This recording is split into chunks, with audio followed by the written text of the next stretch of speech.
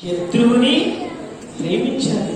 నేను బైబిల్ చెప్పేది ఒకటేనండి, మనం శత్రువుని ఎప్పుడైతే ప్రేమించడం ప్రారంభిస్తామో అప్పుడే పరలోకమందున తండ్రి పిల్లలమవుతాం తప్ప ఎవరైతే మనం ద్వేషిస్తున్నామో అప్పుడు ఎవరి సంబంధం అవుతామంటే వారిని ద్వేషిస్తున్నాం వారికి అసహ్యం పెంచుకున్నాం అనుకోండి, వారికి నీకు స్నేహం దూరం అయిపోతుంది. నువ్వు ఎవరికి దగ్గర అవుతావంటే సాతానుకు దగ్గర అవుతావు. ఎవరికి దగ్గర అవుతావు? సాతానికి దగ్గర మనం అవుతున్నాము అంటే, ఒకరిని మనం ద్వేషిస్తున్నామంటే, ఒక మనిషిని మనం ద్వేషిస్తున్నామంటే మనలో ఉన్నది దేవుని ఆత్మ కాదు. అంటే మనలో ఉండేది దేవుని ఆత్మ కాదుగా. మనలో ఏముంటుందో తెలుసా? దయ్యం ఆలోచన, అంటే అపవాది ఆలోచన మనతో ఉంటుంది. అరే వాళ్ళతో మాట్లాడదు, వాళ్ళతో తింటాడు, వీడెప్పుడు నాకు అపకారం చేశాడు, వీడెప్పుడు నా గురించి అని లేకపోతే మాట్లాడి చెబుతుంటాడు అని నీలో ఏమవుతుందంటే, నీకు తెలియకుండానే నీ హృదయంలో దేవుడు అనే వాడు ఎగిరిపోయి ఎవరు వస్తారు? అపవాది ఎక్కేస్తాడు. అర్థమైందా? అప్పుడు ఏమవుతుందంటే ఇంకా నీకు బైబిల్ అర్థం కాదు, బైబిల్ అర్థం కాదు, దేవుడు అర్థం కాదు. ఇలా అర్థమైన వ్యక్తి ఒకరు మీకు చూపిస్తే క్లోజ్ చేస్తాను. ఇంతకుముందు బ్రదర్ చెప్పారు కదా, స్టెఫెన్ గురించి మాట్లాడదామా? స్టెఫెన్ గురించి ఒక్కసారి చూసుకుందాం మనము. అపోస్తల కార్యములు 7వ అధ్యాయం, అపోస్తల కార్యములు 7వ అధ్యాయం 39-60 వచనాలు. అపోస్తల కార్యములు 7వ అధ్యాయం అందరు తీసినా చలో.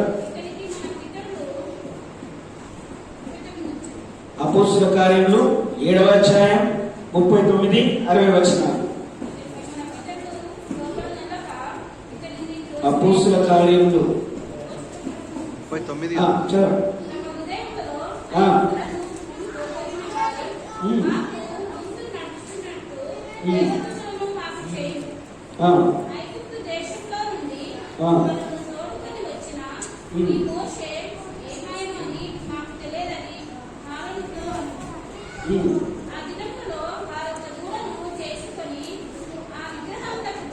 దానికంటే ముందు ఒకసారి 58 సార్లు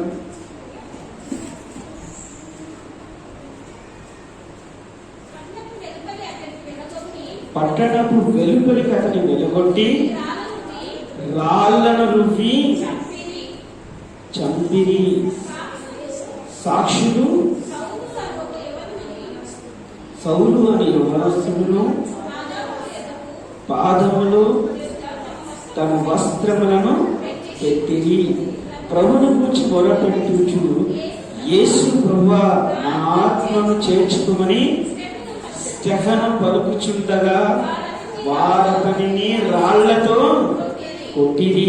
చూడండి, దేవుడి గురించి నిలబడాలి అంటే స్టెఫెను సమాజ మందిరంలో దేవుడి గురించి ప్రకటిస్తున్నప్పుడు ఏం జరిగిందంటే, ఈయన దేవుడు చెబుతున్నప్పుడు వాళ్ళందరూ కూడా అదే స్థలంలో ఉన్న వ్యక్తి చూసిన ఈ అపోస్తల కార్యంలో ఏవైతే అధ్యాయాలు ఉన్నాయో, కొత్త నిబంధనలు దాదాపు ప్రతి అధ్యాయాన్ని రాసింది ఎవరంటే పౌలే. అంటే ఒకప్పుడు సౌలు ఉన్న వ్యక్తి, తర్వాత ఏమైపోయాడు? పౌలు.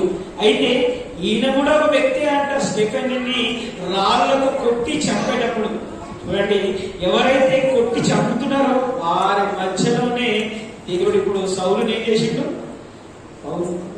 సౌలు రాళ్లకు దండం తింటుంటే కూడా ఆయన ఏమంటున్నాడంటే, ప్రభువా నా ఆత్మను నీకు.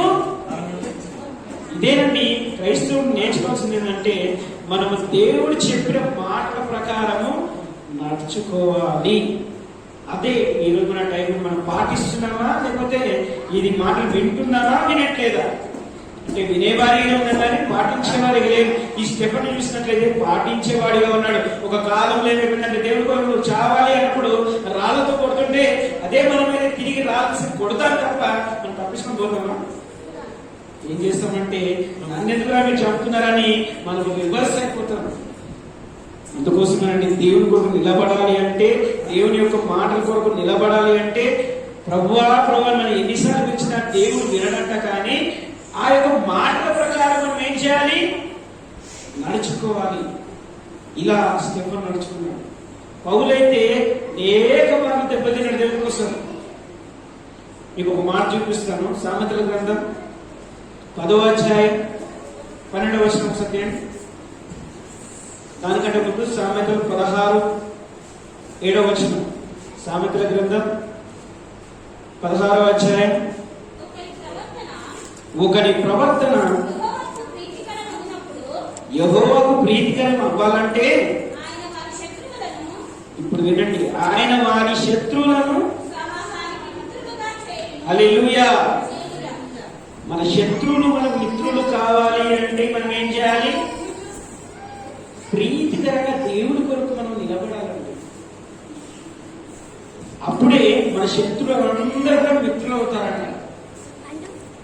అదే సామెతలు 10వ అధ్యాయం 12వ వచనం చూడండి. చివరిగా నేను 2 మాటలు చెప్పి ముగించడానికి ప్రయత్నిస్తాను. జాగ్రత్త వింటున్నారా? పగ పగ పగ పగ పగ ఏం చేస్తుంది? కలహము. పగ ఏం చేస్తుందండి? అవునా? పగ నిజంగానే కలహము రేపుతుందంటే నిజమేనండి.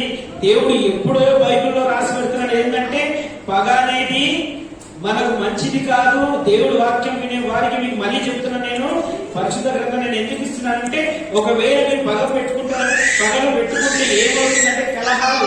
కలహాలంటే ఏంటి? కలహాలంటే ఏంటంటే ఒకరంటే ఒకరికి పడదు, ఒకరంటే ఒకరికి ఇష్టం ఉండదు, ఒకరంటే ఒకరికి పడదు. ఎప్పుడు చూసినా సరే వాడిని ఏ విధంగా నేను హాని చేయాలి అని మనం ఆలోచన చేస్తాం. కాబట్టి దేవుడు ముందే చెప్తున్నాడు, నా మాట మీరు వినండి. ఏంటంటే మీరేం చేయొద్దు, పగలను పెట్టుకుంటే ఏమవుతుంది? మీ యొక్క కుటుంబాలలో కలహాలు వస్తాయి. కలహాలు వస్తే సంతోషంగా ఉంటామా? కలహాలు వస్తే ఒకరంటే అర్థం చేసుకోగలుగుతున్నా? ఇదేనండి దేవుడు ముందుగానే చెప్తున్నాడు. కంటిన్యూ చేయండి ఒకసారి. ప్రేమ ఏం చేస్తుంది? దోషములన్నిటినీ కప్పివేస్తుంది. హల్లెలూయా. ప్రేమగా ఉండండి, ప్రేమగా ఉండండి. ప్రేమగా ఉంటే ఏమవుతుందంటే మన దోషాలన్నీ కూడా కప్పివేయబడతాయి. కాబట్టి ఈరోజు దేవుని యొక్క మాటలు ఒకటేనండి, మనము వినేవారిగా ఉండదు, కానీ ఏం చేయాలి? పాటించేవారిగా ఉండాలి. ఇది దేవుడు నేర్పిస్తున్న పాఠం. కాబట్టి మనము ప్రేమతో ఉన్న శత్రువులు సైతం ప్రేమిస్తాము. ఎందుకంటే దేవుడు చెప్పిన మాట వింటేనే మనము పరలోకపు తండ్రి కుమారులమవుతాం. మనం ఎన్ని రోజులు బ్రతికినా చివరిగా మనం మరణిస్తే మనం నరకానికి వెళ్ళాలనుకుంటామా, పరలోక రాజ్యాన్ని వెళ్ళాలనుకుంటామా? ఎక్కడికైనా ఒక క్రైస్తవులో పుట్టిన మనము, క్రైస్తవ కుటుంబాలలో మనము ఎన్ని ధర్మ కార్యక్రమాలు చేస్తాము, డబ్బులు ఇస్తుంటాము, ఏదో ఒకటి దేవుడు పని కోసం ఏదో ఒకటి మనం ఖర్చులు చేస్తుంటాం. కానీ మన ఆలోచన చివరికి ఏంటంటే, నేను ఎక్కడ ఉండాలి? మరణిస్తే ఎక్కడ ఉండాలి నేను? మనందరికీ తెలుసు, ఈ లోకం మన శాస్త్రమా? అనుయగముందే తెలుసుకో ఓ నిజాని, కనుమూయగముందే తెలుసుకో ఓ నిజాని. ఈ భూమిపై ఎందరో పుట్టారు, ప్రతి పుట్టిన రోజు చావుకు దగ్గరవుతారు. తినుచు త్రాగుచు సంతోషించుమని ఎవరు చెప్తున్నారు? ఈ శరీరం చెప్తుందంట, తినండి, తాగండి, సంతోషంగా ఉండండి. కానీ దేవుడు ఏమంటున్నాడంటే, తిని తాగి సంతోషంగా ఉంటే ఇక్కడ ఈ లోకంతో అయిపోతుంది అనుకుంటున్నావా? మరణిస్తే మరో లోకం ఉంటది. ఇప్పుడు పాటిస్తేనే మరో లోకం దొరుకుతుంది నీకు. మరో లోకం ఏది? పరలోకం. అక్కడ చేరాలంటే ఈ రోజు పాఠం ద్వారా మన శత్రువుల సైతం పొరుగుని ప్రేమించండి, పొరుగుని ద్వేషించకండి. ఎందుకంటే దేవుని కుమారులు మనం, అనేకులను దేవుని వైపు నడిపించేవారు మనం. ఓకే, ప్రార్థన చేసుకుందాం. కళ్ళు మూసుకుందాం, చిన్న ప్రార్థన చేసుకుందాం. ఎందుకంటే ఆయన యథార్థపరుడు అని దేవుడే చెప్తున్నాడు. యథార్థపరుడు అంటే దేవుని యందు విశ్వసించిన వాడు. ఆయన ఎంతో దేవునికి అవిధేయుడిగా బ్రతికినట్టే మనం చూస్తున్నాం. కాబట్టి అలాంటి జీవితం మనలో ఉందా? ఒకసారి మనం పరిశీలించుకున్నట్లయితే యోబు ఎంతగో దేవునికి ఆయన విధేయుడని దేవుని వాక్యమే సెలవిస్తున్నది. ఆయన ఊజు దేశస్తులో ఒక గొప్ప మనుషుడని దేవుని వాక్యం సెలవిస్తున్నది. కాబట్టి పరిశుద్ధ గ్రంథంలో నుంచి ఒకసారి మొదటి అధ్యాయం, యోబు మొదటి అధ్యాయం మొదటి వచనంలో చూస్తే, ఊజు దేశమందు యోబు అనే ఒక మనుషుడు ఉండెను. యథార్థవంతుడు, న్యాయవంతుడై దేవుని యందు భయభక్తులు కలిగి చెడుతనము విసర్జించినవాడు. దేవుడు అంటున్నాం, మంచి ఉన్నప్పుడు దేవుని స్తుతించలేకపోతున్నాం, దేవుని ఆరాధించలేకపోతున్నాం, దేవుని గణపరచలేకపోతున్నాం. కానీ దేవుని వాక్యం చెప్తుందంటే నిన్న నేడు నిరంతరము ఏకరీతిగా ఉన్న దేవుడు. ఎవరిని కూడా దేవుడు అన్యాయం చేసే దేవుడు కాడు. కాబట్టి ఒకసారి యోబుకు సమస్తం ఇచ్చిండు. ఆయన సమస్తం ఆస్తి ఉంది భూమి మీద, కానీ ఆయన దేవుణ్ణి ఉన్నప్పుడు కూడా విడిచిపెట్టలేడు.